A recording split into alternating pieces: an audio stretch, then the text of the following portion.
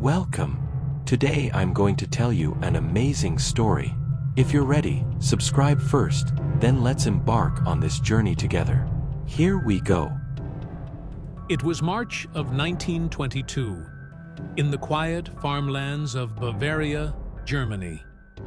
For weeks, the owner of a small farmstead called Hinterkaifeck had been telling his neighbors something terrifying. He heard footsteps in the attic. Someone was walking above his head while he slept. No one believed him. They thought he was paranoid. They were wrong. On March 31st, 1922, 6 people living in that house vanished from existence. But here's the part that still haunts investigators over 100 years later. The killer didn't leave. For 3 days after the murders, someone continued to live in that house. They fed the animals, they cooked meals, they slept in the same beds as the victims. And when police finally arrived, they found something that defies explanation. Today, we're diving into one of history's most chilling unsolved mysteries: the Hinterkaifeck Murders. Hinterkaifeck was a small, isolated farm located about 40 miles north of Munich. In 1922, it was the home of the Gruber family. Andreas Gruber, the 63-year-old patriarch, lived there with his wife Cecilia, their widowed daughter Victoria, and Victoria's 2 young children, Cecilia Jr. and Joseph. Also living on the property was a young maid named Maria. The farm consisted of 3 main buildings: the main house, a barn, and a few smaller sheds. It was surrounded by dense forest, making it incredibly isolated. The nearest neighbor was about half a mile away. This isolation would prove deadly. The Grubers were known as a quiet, hard-working family. But they had secrets. Dark secrets that some believe may have led to their deaths. Victoria, for instance, had been widowed during World War I, or so everyone thought. Her husband Karl had supposedly died in the war, but his body was never found. And there were rumors about Victoria's relationship with her own father, Andreas. Rumors that would later make investigators question everything. The terror didn't begin on the night of the murders. It started days earlier, with a series of events so strange that they sound like fiction. On March 7th, Andreas Gruber told his neighbors he heard footsteps in the attic. He described the sound of someone walking above his bedroom while the rest of the family slept. He searched the attic but found nothing. No one. Yet the footsteps continued night after night. Then, a few days later, Andreas made a disturbing discovery in the fresh snow behind the house. Footprints. They led from the forest to the back door. But they didn't lead back. Someone had walked to the house, but they never left. The footprints just stopped at the door. Even more bizarre, Andreas found a newspaper in the house that no one had purchased.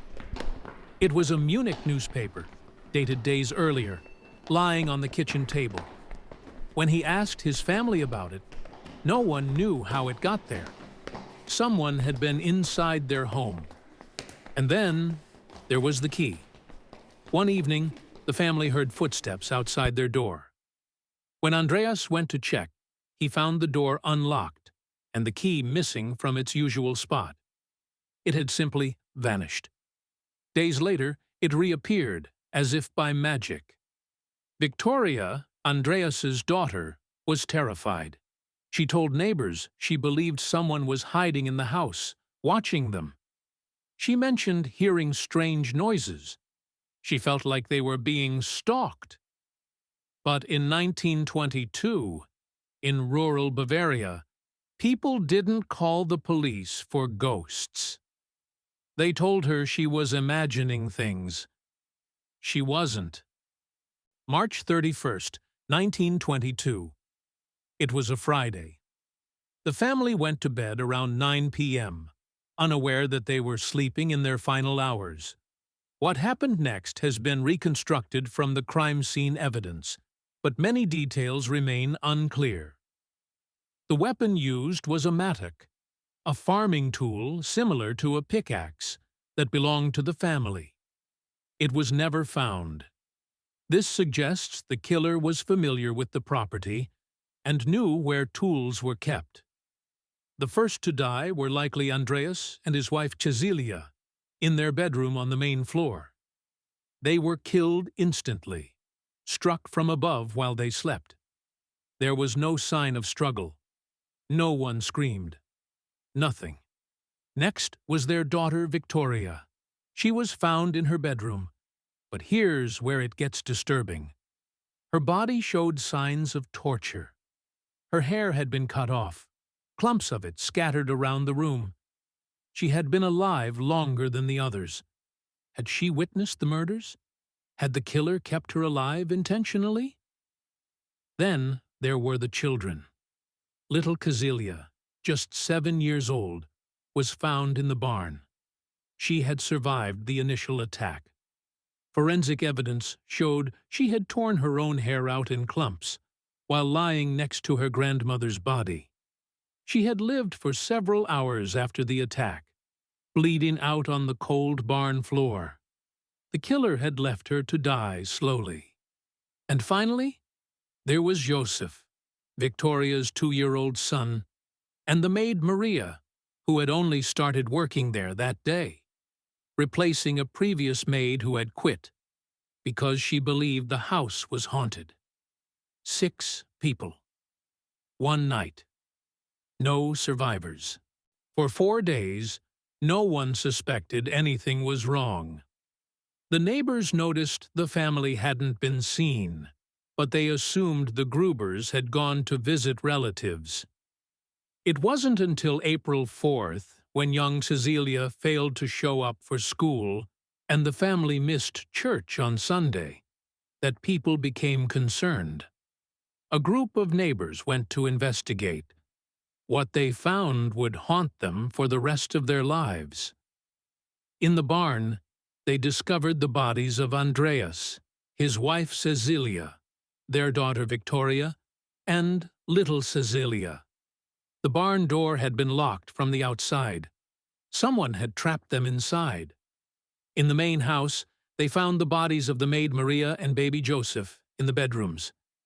But here's the part that makes no sense. The killer had stayed. For 3 days after the murders, someone had continued to live in that house. The evidence was undeniable. The cows had been milked. Fresh milk was still in the pails. The chickens had been fed. The fireplace was still warm. There were signs that someone had cooked meals in the kitchen. Dirty dishes, food scraps. Someone had slept in the beds. The neighbors had even seen smoke coming from the chimney during those days, assuming the Grubers were home. Whoever killed this family didn't run. They stayed. They lived with the bodies. They maintained the farm as if nothing had happened. And then, after 3 days, they simply vanished. Police arrived and found a scene of absolute horror. But they also found something else. Money.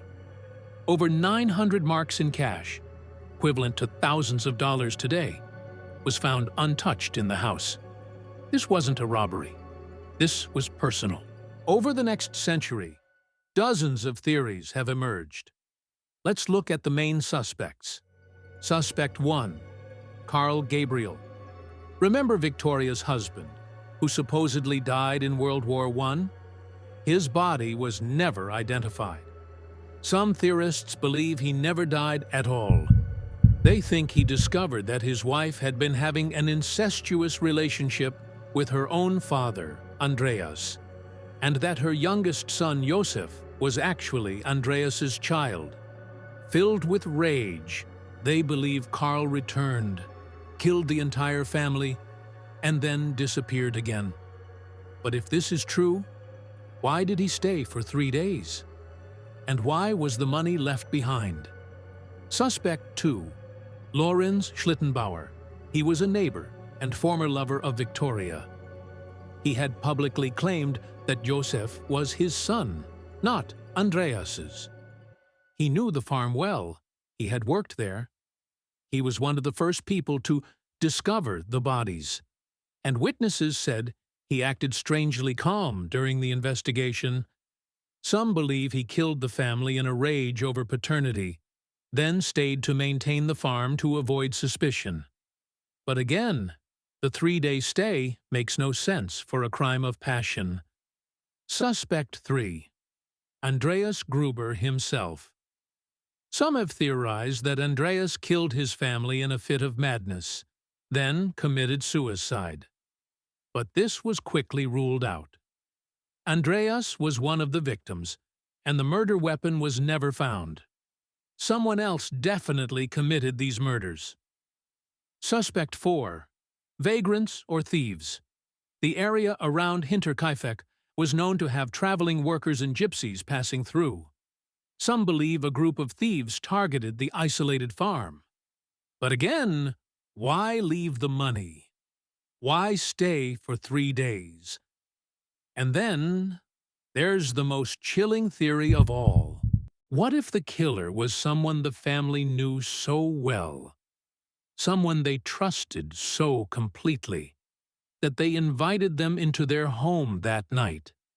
What if the footsteps Andreas heard in the attic weren't an intruder, but someone who had been living there for days, hiding, waiting for the perfect moment to strike? To this day, this case raises questions that have no answers. Why didn't anyone scream? 6 people were murdered, yet no neighbors heard a single cry for help.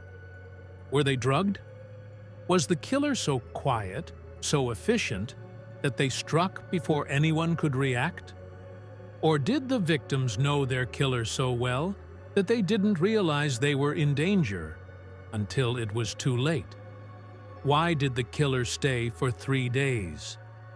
This is perhaps the most disturbing detail. Most murderers flee the scene immediately. This person stayed. They fed the animals. They cooked meals.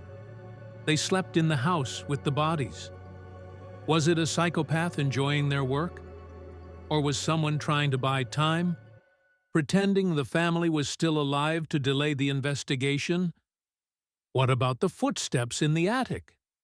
Andreas heard someone walking above him days before the murders. Was the killer hiding in the house, watching the family, learning their routines? Had they been planning this for weeks? And perhaps the most haunting question: how did the killer escape? The farm was surrounded by snow. There should have been footprints leading away. But investigators found nothing. It was as if the killer simply vanished into thin air. These questions have remained unanswered for over 100 years.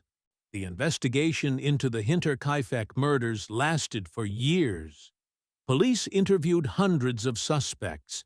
They used forensic techniques that were cutting edge for the 1920s. But they found nothing. No murder weapon, no confession, no witnesses. In 1923, the case was officially closed. The farm was demolished in 1923, just a year after the murders. Locals said it was cursed. Today, a small memorial stone stands where the house once stood, marking the spot where 6 people met a terrifying end. So what really happened that night in 1922? The most widely accepted theory today is that the killer was someone the family knew intimately. Possibly Karl Gabriel, the dead husband, or Lorenz Schlittenbauer, the jealous neighbor. The incestuous relationship between Andreas and Victoria was documented. Josef was almost certainly their child. This dark secret may have been the motive, but we will never know for sure. Everyone involved is long dead. the evidence has been lost to time. All we have are the questions, the theories, and the chilling knowledge that somewhere in Bavaria, 100 years ago, a killer walked free, and they were never caught.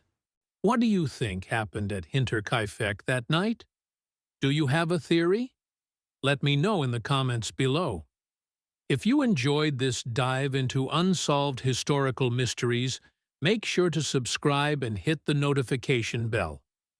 I've got more cases like this coming up, stories from history that still haunt us today.